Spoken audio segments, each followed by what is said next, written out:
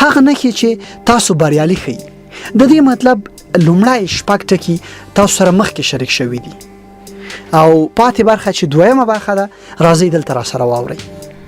اووم د ټولنیز لید له اړخه تاسو فعال یاست.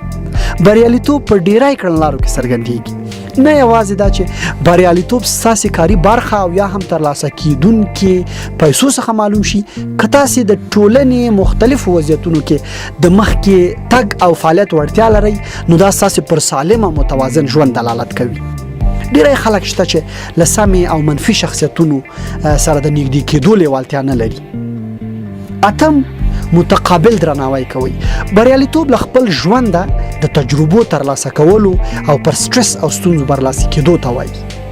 که تاسې د نورو لخوا تاسې ته د کېدونکي درناوي په ارزښت پوهیږئ، نو دا په دې معنا ده چې تاسې د بریالیتوب یو ارزښت لرونکی اړخ تر خپل کنټرول لاندې راوستی. نهم له نورو سره د مرستې هیله لرئ. تاسې له دې سربیره چې موټر، کور او نور شتمني لرئ، په دې فکر هم یاست چې د نورو لاسنیوی وکړئ. که د افرادو د کار لپاره یو غښتلې ستنه یاست او یا هم د خپلو همکارانو لپاره د غښتلتیا یوه ستنه یاست، نو ستاسې بریالیتوب لرې نه دی. لسم خوځنده او متحرک یاست. هر هغه څوک چې قوي هوډ او په هر ډول شرایطو کې له ستونزو سره د مقابلې جوهر ولري، نو هرومرو په بریالی شي. که په دې شرمېږئ چې خپل لستونی بډ وهئ، نو لاسونه به مو چټل شي، نو غوره ده چې خپل فکر ته مو سمدستي بدلون ورکړئ. 11 پر نفس مو باور لرئ.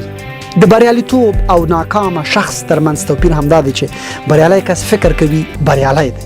که تاسې وشئ کولی چې خپل رښتینې تواضع نورو ته وښیئ، نو د هغو کسانو لپاره الهام بخښونکی یا بخښونکي یاست چې له ژوند سره د مقابلې په حال کې دي، او په دې صورت کې تاسې یو بریالی شخص یاست.